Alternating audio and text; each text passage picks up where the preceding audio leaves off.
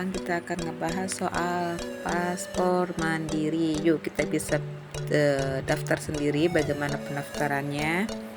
Nanti saya akan beritahu di sini. Kalian juga bisa daftar sendiri tanpa bantuan orang lain, tanpa pihak ketiga, tanpa agensi juga bisa. Yuk kita klik di sini ya. Cara paspor mandiri ini kita bisa antrian online. Akan kami kasih tahu caranya bagaimana. Yuk kita masuk ke Google Chrome ya, ke www.kdi-taipei.organizer atau lewat aplikasi KDI Mobile juga bisa. Di situ akan dijabarkan bagaimana masuk ke websitenya, lalu klik tombol aplikasi.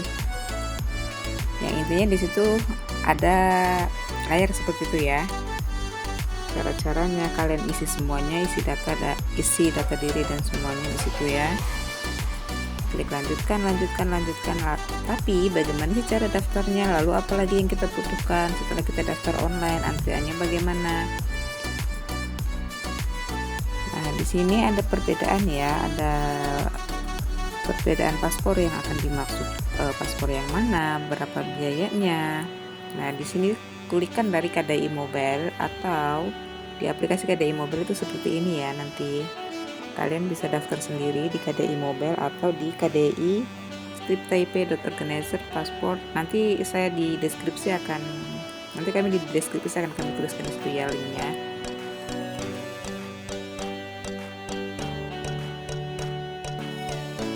Oke, ini untuk biaya paspor hilang ya, ada biayanya 2.200 NT. Dan bagaimana cara penulisannya itu ada di kwitansi di Changhua Bank. Nah, di situ dituliskan bagaimana, di mana nama kalian, di mana nomor telepon kalian, lalu ada kotak untuk buat nomor paspor juga, dan berapa besaran biaya yang dimaksud ya. Nah, biaya untuk paspor hilang biayanya 2.200 NT.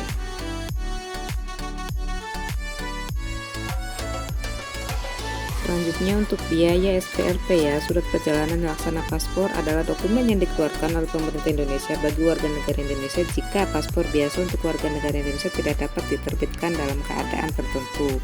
SPLP ini biasanya yang bagi mereka yang kaburan, itu mereka kan tidak ada paspor ya, paspor mereka akan dimatikan dan diganti dengan SPLP tersebut. Nah, biaya SPLP ini tersebut hanya 240 NT.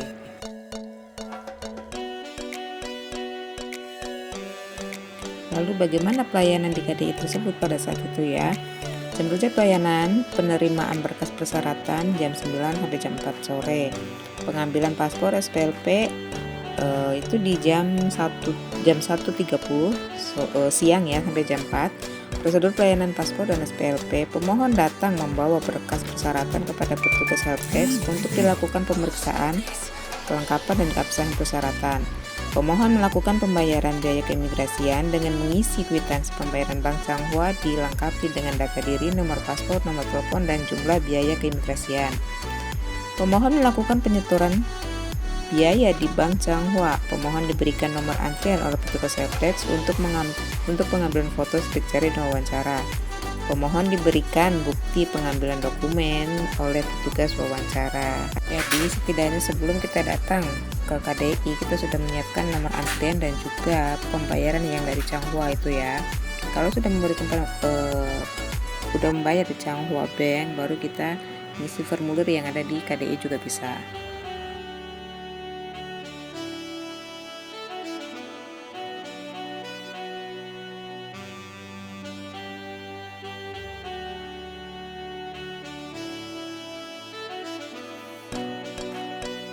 Berikan kepada pemohon yang masa berlaku paspornya kurang dari 3 bulan sebelum habis masa berlaku, atau dalam keadaan mendesak. Pemohon melakukan pendaftaran secara online melalui website atau aplikasi KDI Mobile berbasis iOS atau Android. Informasi pendaftaran paspor SPLP atau terkait aturan keimigrasian Indonesia lainnya dapat menghubungi hotline bidang imigrasi KDI Taipei melalui pesan WA di nomor 0905231225 pada hari kerja jam 9 sampai jam 4 sore waktu Taiwan. Pembayaran biaya imigrasi besarnya biaya paspor udah kita jabarkan ya tadi ya. cara penulisan kwitansi di Bank Tiongkok bagaimana, di poin 6 itu ada ya. Dan ketiga adalah fasilitas pengiriman paspor RI atau SPLP RI. Pemohon dapat menggunakan jasa pengiriman Hemau.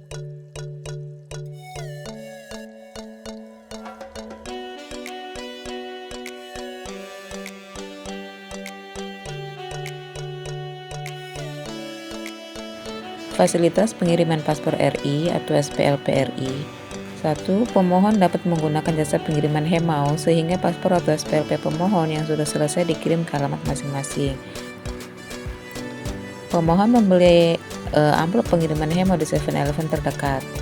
Yang kedua, opsi kedua, pemohon mengisi formulir pengiriman gratis yang terdapat di loket helpdesk. Yang ketiga adalah pemohon menyerahkan amplop pengiriman Hemau dan formulir ke petugas wawancara.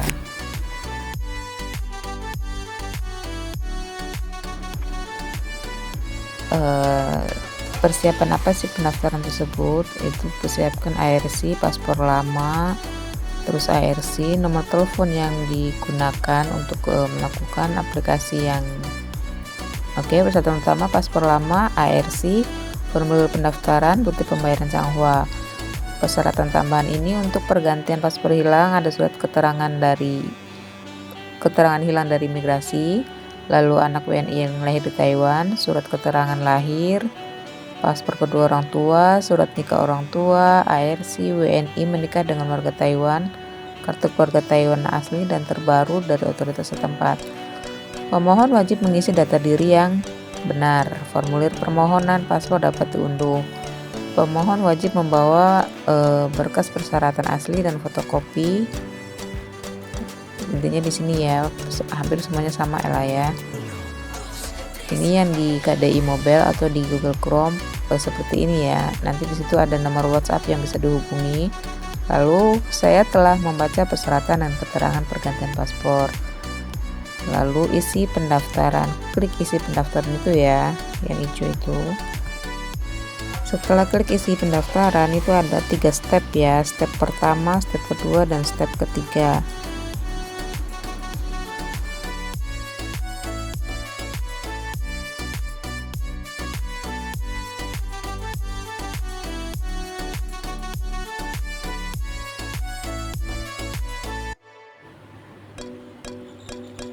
Lalu step pertama ya, di situ ada nama lengkap, tempat tanggal lahir, nomor paspor, tanggal habis berlaku paspor, dan nomor ARC.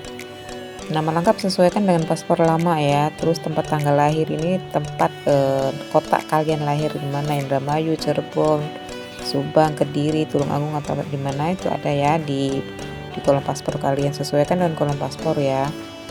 Terus tanggal lahir dari tahun, bulan, dan tanggal, nanti di situ kalian klik tanggal, bulan, dan tahunnya. Nomor paspor harus sesuaikan dengan paspor lama. Tanggal habis berlaku paspor juga ada ya di paspor lama, dan nomor ARC.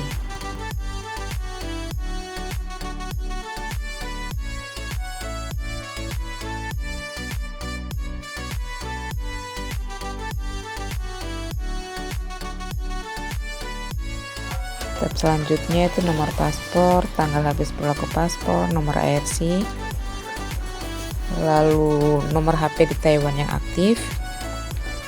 Step kedua langsung ke pilih tanggal kedatangan. Di situ ada tanggal kedatangan ini dilihat kolomnya ya, yang tersedia itu berwarna hijau. Di situ kalian bisa pilih berwarna hijau ya. Nah, lalu yang pilih jam kedatangan jam berapa, di situ ada waktu yang dibutuhkan. Kadang ada jam 9, 10, 11, jam 1 ya, di situ terjadwal ya. Setelah itu kalian sudah dapat nomor scan barcode, ada nomor scan barcode, juga ada barcode-nya di situ dengan jelas. Nama pemohon, tempat tanggal lahir di situ saya kosongkan ya karena itu punya orang lain. Nomor telepon Taiwan, lokasi, nomor paspor, ARC, habis berlaku, dan waktu kedatangan lokasi itu ada semua ya nanti keterangannya. Lalu apabila tidak ada jadwal yang diinginkan, silakan menghubungi nomor hotline bidang imigrasi melalui WA ya, 0905231225 pada hari Senin sampai dengan Jumat jam 9 sampai jam 4 sore waktu Taiwan. kalian bisa konfirmasikan misalkan kalian tidak mendapatkan jadwal yang kalian inginkan. Oke. Dan jika teman-teman sudah mendaftar, itu akan mendapatkan scan barcode ya, dan juga nomor barcode-nya. Lalu tunjukkan di petugas bidang imigrasi di lantai 2 ya. Di situ nanti akan tercantum nomor pemohon, nomor paspor, nomor ARC, nomor telepon Taiwan dan keluarga di Indonesia. Nanti dikasih lokasinya juga ya, KDI lantai 2 atau 2F, tanggal habis berlaku, waktu kedatangan lokasi. Dan ini cara pengisian kwitansi di Bank Changhua ya. Cara pengisian nomor paspor ditaruh di atas itu ya, lalu tambahkan angka 0 setelah nomor paspor. Lalu tambahkan biaya paspornya ya, 800 NT, nama pemohon dan juga nomor pemohon ya, nomor telepon yang aktif.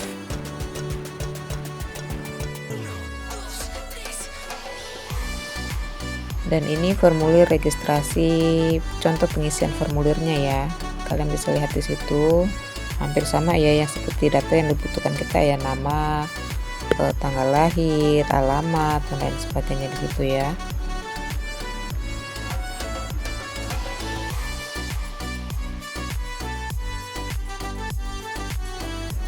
Formulir sebelumnya itu formulir lama ya. Nah, ini formulir yang baru, hanya bergaris-garis, bukan kotak-kotak ya.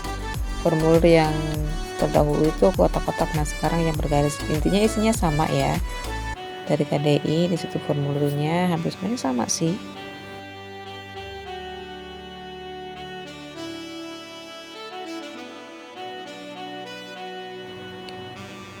Dan ini halaman yang berikutnya ya, halaman kedua dari formulir tadi ya, hampir sama sih. Intinya semua data pribadi kita itu ada di situ ya.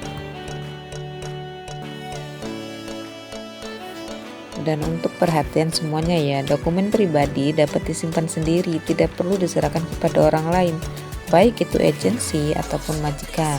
Karena dokumen pribadi ini bisa disalahgunakan untuk penyalahgunaan penipuan dan lain sebagainya ya.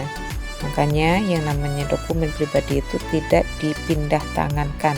Kalau ada di agensi atau di majikan, harap diambil. ARC, paspor, tabungan itu sudah merupakan hak milik kalian. Harta benda kalian yang harus kalian simpan sendiri, bukan pihak ketiga ya. Baik majikan ataupun orang lain ataupun suami atau siapa, itu nggak boleh ya.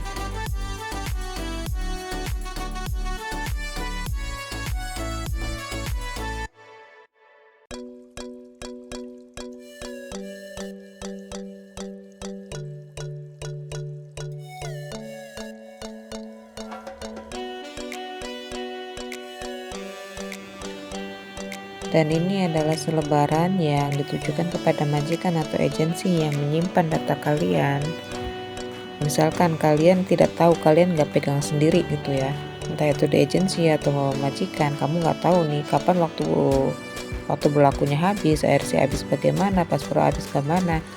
Tahunya kalian itu memikirnya bahwa biar aman, biar kamu nggak kabur atau gimana, itu kan itu tidak diperbolehkan dan sangat-sangat tidak disarankan ya. Ketika mereka meminta, sekalipun ada surat kuasa, bahwa surat kuasa dengan tanda tangan kalian itu sangat tidak dibenarkan dan ada denda yang tertulis di dalamnya ya. Jadi waspada penipuan, waspada dengan masa berlaku paspor kalian dan ARC kalian ya. PMI cerdas, PMI kita semua. Thank you. Terima kasih sudah nonton. See you next part.